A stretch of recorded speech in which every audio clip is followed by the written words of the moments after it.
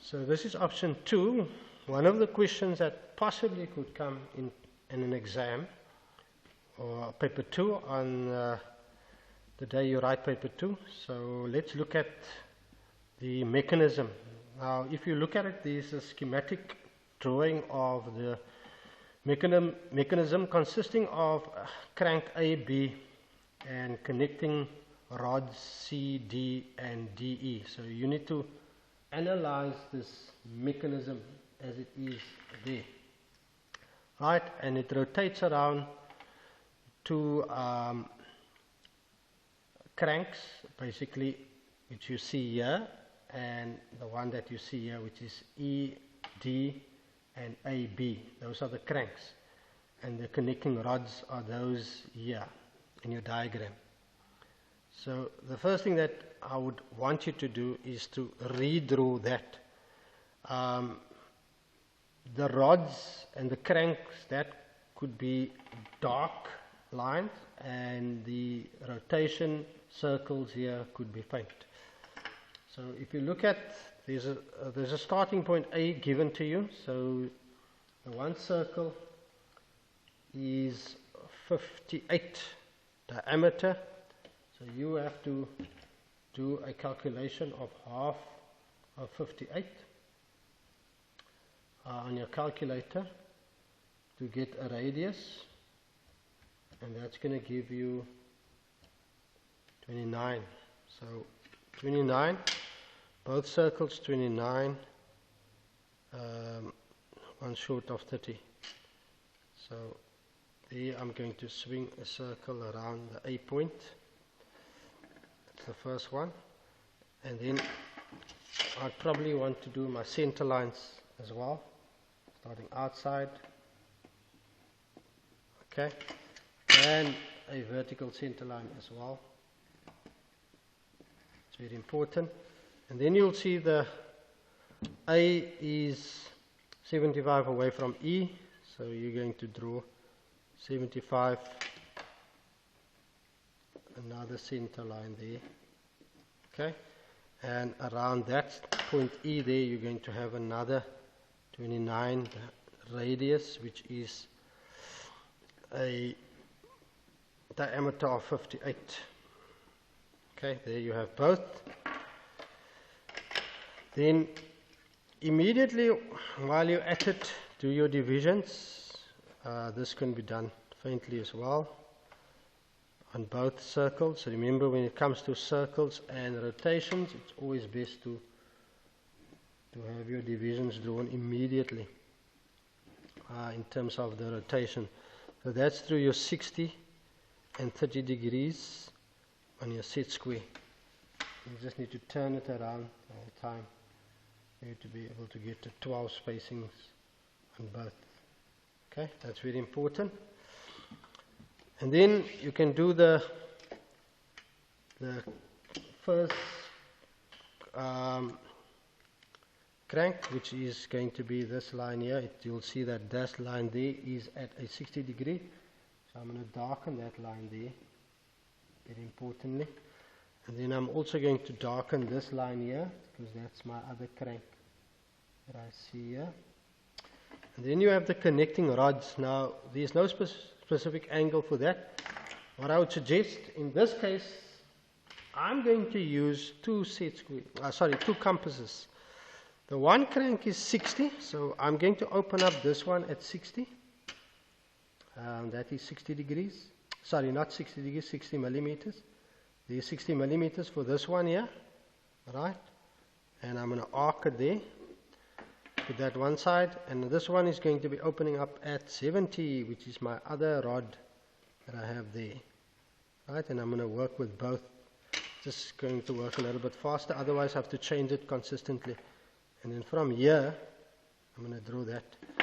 Now wherever this point crosses, that is the line that, or the point where the two connecting rods will actually meet, like that there.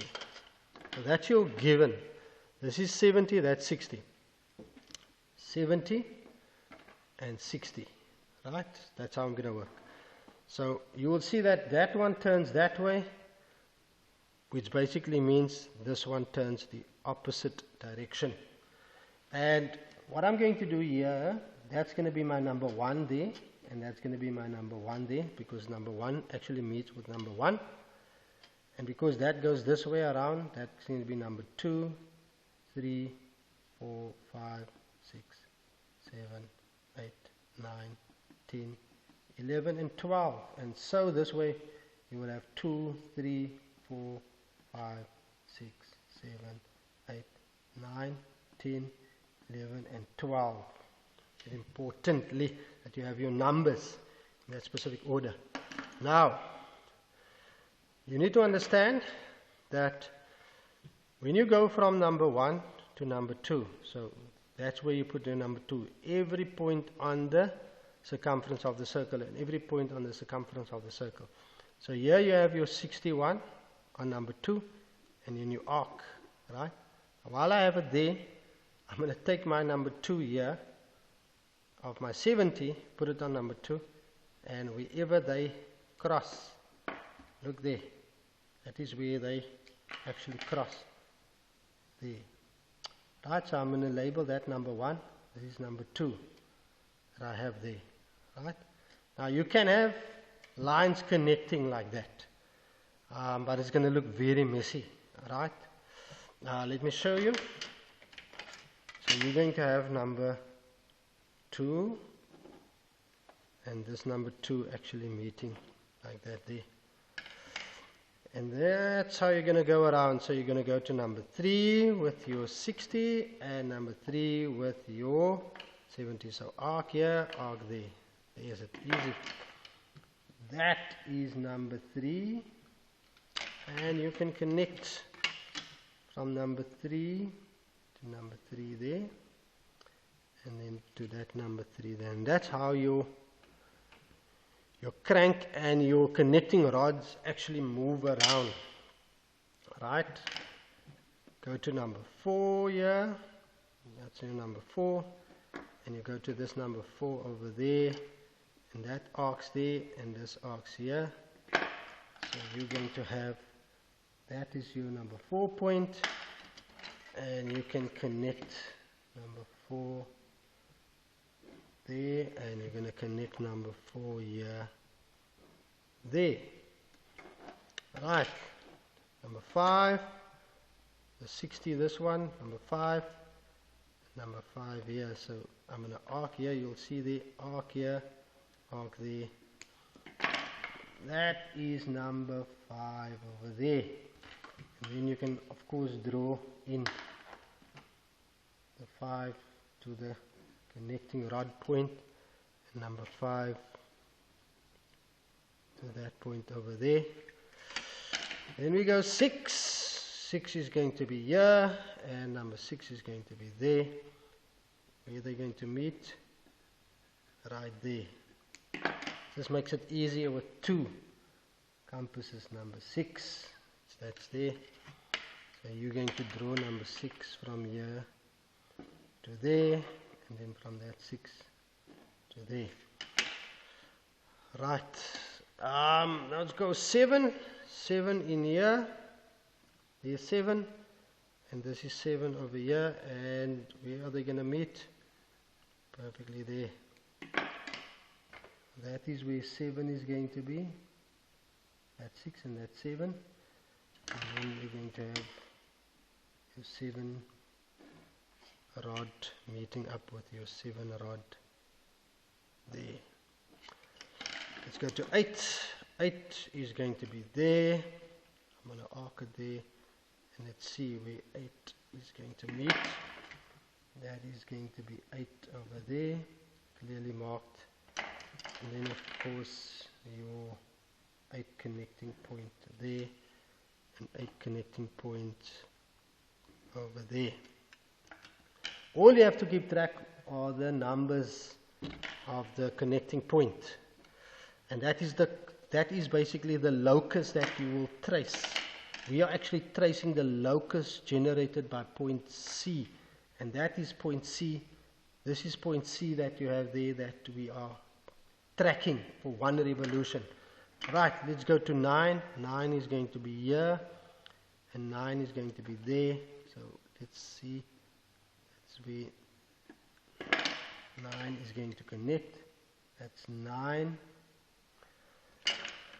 and we connect 9 to this wheel or this rotation and that rotation. And then we go 10. 10 is going to be there, and 10 is going to be here. We're going to arc it. Right, there we go. Right at that point there. That is going, 10 is going to be. So you're going to draw the line 10 and 10. 10 and 10. Sorry, that's a little bit skewed. There we go, 10 and 10. I'm not worried too much about those lines, but I'm tracking my point C. 11 is going to be here, and 11 is going to be there. Right, put it both on 11, on your circumference, mark it. I can easily see, okay, there I am making my way to 11. Point here, there's my 11th point. And I'm going to draw a line from my 11th point to that point there, and my 11th point to that point there. And the last 2 points, learners, would be 12. So 12 is going to be on this circumference here. That's where 12 is going to be. Wait, hold on. That's where 12 is going to be. 12 there. And 12 is going to be here. Let's see. That is where 12 is going to be. And then I will draw 12 till there. And I'm going to draw 12 from here to there. So there's a lot of lines, traffic of lines. All you need to follow is from number 1. From number 1 to number 2, to number 3, number 4, to number 5.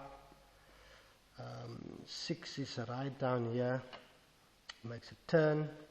7, 8, 9, 10, 11 is there, and 12 to 1. And then if you want to darken that, you're going to go darken right around here, right around by 6, 7, and 8, and that's where you're going to have. That is the locus generated by point C that we see forming there.